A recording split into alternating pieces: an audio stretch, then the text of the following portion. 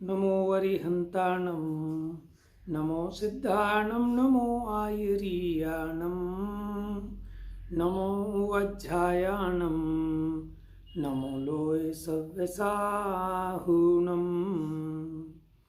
ओंकारं बिन्दुसंयुक्तं नित्यं ध्यायन्ति योगिनः कामदं मोक्षदं चैव ओंकाराय नमो नमः। अविरल शब्द घनोज्ञ प्रक्षालित सकल भूतल मल कलंका मुनिभिरुपासित तीर्था सरस्वती हरतु नो दुरितान् अज्ञानतिमिरन्धानां ज्ञानाञ्जन शलाकया चक्षुरुन्मीलितं येन तस्मै श्री गुरुवे नमः। श्री परम गुरुवे नमः। परंपराचार्य गुरुवे नमः। सकल कलुष विध्वंसकम श्रेयसां परिवर्धकम भव्य जीवमना प्रतिबोध कारकमिदं शास्त्रम श्री द्रव्य संग्रह नामधेयम् अस्य मूल ग्रंथ कर्तारः श्री सर्वज्ञ देवः तदुत्तर ग्रंथ कर्तारः श्री गणधर देवा प्रतिगणधर देवास्तेषां वचनानुसार मासाद्य आचार्य श्री नेमिचंद्र सिद्धांति चक्रवर्ती देव विरचितं श्रोतारः सावधानतया शृण्वन्तु। मंगलम भगवान वीरो मंगलम गौतमो गणी मंगलम कुंद कुंदाद्यो जैन धर्मोस्तु मंगलम सर्वमंगल्य मांगल्यम सर्वकल्याणकारकम प्रधानम सर्वधर्माणां जैनम जयतु शासनम् जैनम जयतु शासनम। आज से हम द्रव्य संग्रह जैन दर्शन का महत्वपूर्ण ग्रंथ है। इसको प्रवेशिका ग्रंथ कहते हैं। अगर किसी को जैन धर्म समझना है तो जैन धर्म में जो मुख्य रूप से 6 द्रव्य 7 तत्व आदि का निरूपण है उसका सारा विषय इसमें है। ठीक है, इसका नाम रखा द्रव्य संग्रह, यानी द्रव्यों का संग्रह। ये ग्रंथ किसके द्वारा रचा गया है? पहले बताइए कौन से अनुयोग का ग्रंथ होगा ये? जैसा कि नाम से ही स्पष्ट है, द्रव्यानुयोग का। क्यों? क्योंकि इसमें द्रव्यों का स्वरूप बताया है। और इसकी रचना किसने की है आपको पता है? आचार्य नेमिचंद्र सिद्धांत चक्रवर्ती।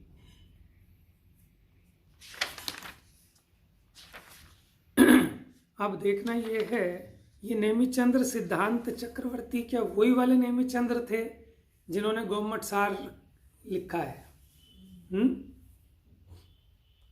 तो इस बारे में मैं देख के बताऊंगा अच्छे से कंफर्म करके, क्योंकि एक नाम नेमिचंद्र सिद्धांती देव भी मिलता है, ठीक है ना, और एक नाम मिलता है नेमिचंद्र सिद्धांत चक्रवर्ती।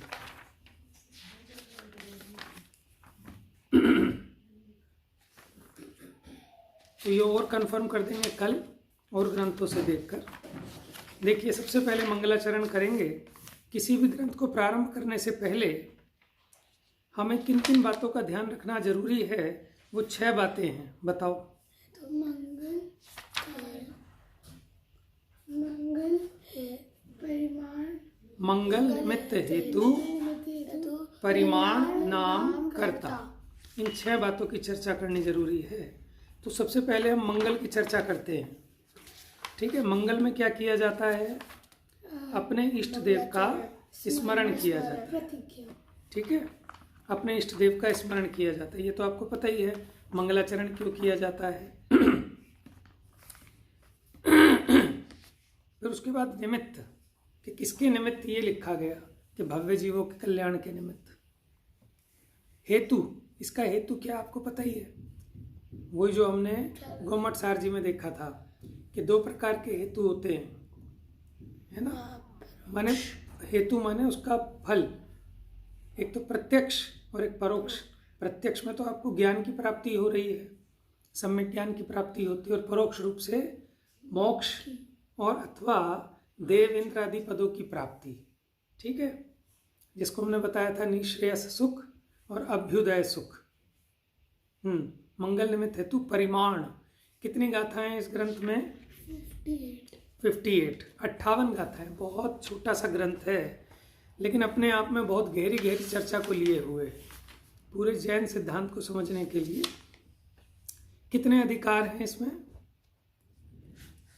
9 अधिकार हैं। कितने?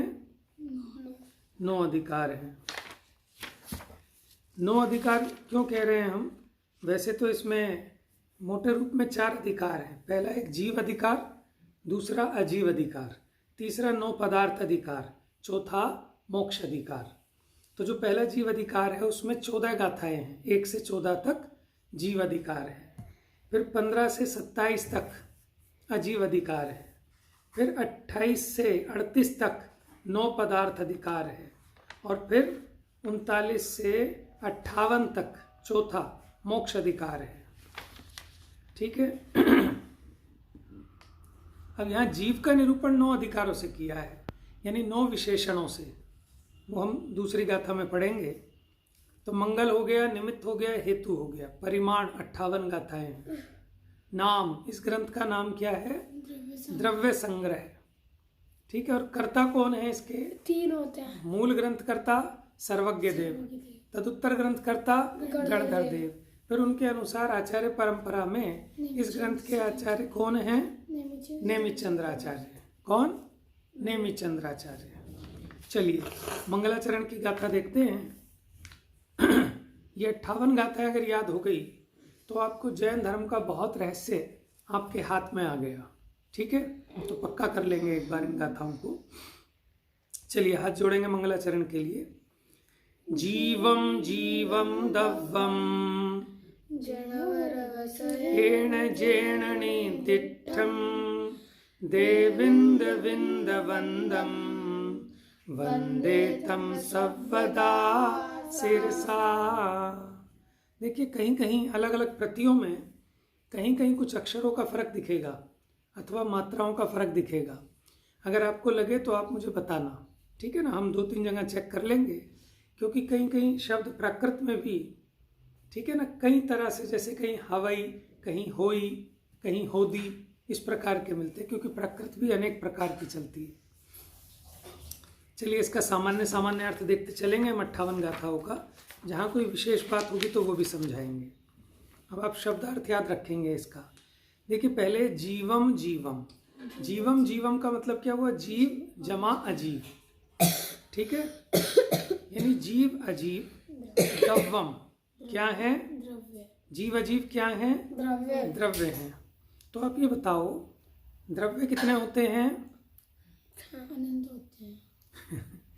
कितने पढ़े हैं आपने? 6 पढ़े हैं। तो अनंत होते हैं कि 6 होते हैं? अनंत भी होते हैं, 6 भी होते हैं। कैसे होते हैं अनंत? संख्या अपेक्षा अनंत होते हैं, प्रकार और उनके जो टाइप्स हैं, जाति है, जाति अपेक्षा 6 होते हैं। ठीक है, तो जाति अपेक्षा नाम कौन कौन से हैं? जीव, उद्गल, धर्म, अधर्म, आकाश, काल। ठीक है, ये 6 द्रव्य हैं। लेकिन यहाँ क्या कह रहे हैं? जीवम जीवम दव्वम के द्रव्य कितने प्रकार के बताए? यहाँ 2 प्रकार के। कौन कौन से? जीव और अजीव। लेकिन हमने तो जीव तो पढ़ा, लेकिन अजीव नाम का तो कोई द्रव्य है ही नहीं 6 द्रव्यों में। 2 कैटेगरीज में आ जाते हैं। है हाँ, देखो उनको 2 कैटेगरी में बांटा है। क्यों? क्योंकि हमारा प्रयोजन जीव को पहचानने का है। किसको पहचानना है? जीव को। तो जब हम जीव को पहचानेंगे तो हम ये देखेंगे पुद्गल जो है ये जीव है कि नहीं। तो जो जीव नहीं हो उसको क्या बोलेंगे? अजीव। धर्म, अधर्म, आकाश, काल जीव हैं कि नहीं? तो उसको क्या बोलेंगे? जैसे हम जैन साहब हैं, ठीक है, अब हमने पूछा कि ये जो है ये कौन है? गुप्ता जी जो हैं क्या वो जैन हैं? तो आप क्या कहेंगे कि नहीं वो अजैन है। शर्मा जी वो भी अजैन है। और आप उनसे पूछने जाओ कि क्या आप अजैन हो? वो क्या कहेंगे? नहीं साहब मैं तो अजैन नहीं हूँ, मैं तो गुप्ता जी हूँ, मैं तो शर्मा जी हूँ। है ना? तो इसका मतलब जब हम जैन की अपेक्षा देखेंगे तो जो जैन नहीं है वो सब क्या कहलाएंगे? अजैन। इसीलिए हमारा प्रयोजन अपने जीव स्वरूप को जानने का है। तो जीव की अपेक्षा बाकी जितने भी द्रव्य हैं वो क्या कहलाएंगे? अजीब। अजीब। अच्छा, इसी प्रकार अगर हम पुद्गल की अपेक्षा देखते कि कौन कौन पुद्गल नहीं है, तो बाकी 5 द्रव्यों को क्या कह सकते थे? पुद्गल के सिवाय अन्य जो 5 द्रव्य हैं उनको क्या कह सकते हैं? अपुद्गल। क्या कह सकते हैं? समझ में आ रहा है ना? तो देखो प्रयोजन क्या है। आचार्य देव ने प्रयोजन की अपेक्षा से, क्योंकि इसको भेद विज्ञान कराना है ना जीव अजीव का, इसलिए उन्होंने 2 भेदों में बांटा। कौन कौन सा? जीव और अजीव। तो जीवम जीवम दव्वम, जीव अजीव द्रव्य हैं। जिणवर वसहेण जैण निदिठम, यानी जिणवर। जिनवर क्या होते हैं? एक तो होता है जिन, एक हो गया जिनवर। जिनवर में आ गए तीर्थंकर, ठीक है। जिन में आ गए सामान्य जितने केवली हैं वो जिन तो कहलाएंगे, लेकिन उनमें भी जो श्रेष्ठ हैं वो कहलाए जिनवर। कौन? वसहेण। वसहेण माने वृषभ सेन, ठीक है। अथवा इसी का अर्थ करें तो आदिनाथ, क्योंकि भगवान आदिनाथ के कौन कौन से नाम हैं? उनका नाम ऋषभनाथ भी है, ऋषभदेव भी है और वृषभनाथ भी है। हम पढ़ते हैं ना श्री वृषभो न स्वस्ति स्वस्ति सृजितः, है ना। तो वृषभ भी आदिनाथ भगवान का ही नाम है।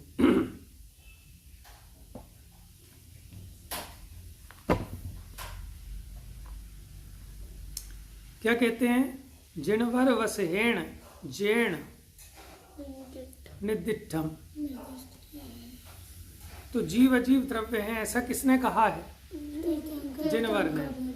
कौन से? वसहेण यानी वृषभ, यानी आदिनाथ भगवान ने। जैन जो हैं उन्होंने निदिठिम, मैंने क्या होता है? निर्दिष्ट किया है, मतलब बताया है, कहा है। और कैसे हैं वो? जिनेंद्र भगवान देविंद विंद वंदम। देविंद माने देवेंद्रों के, देविंद माने देवेंद्रों के, विंद माने समूह। वृंद होता है ना, वृंद माने समूह। तो देविंद माने देवेंद्रों के, विंद माने समूह, वंदम माने वंदनीय है।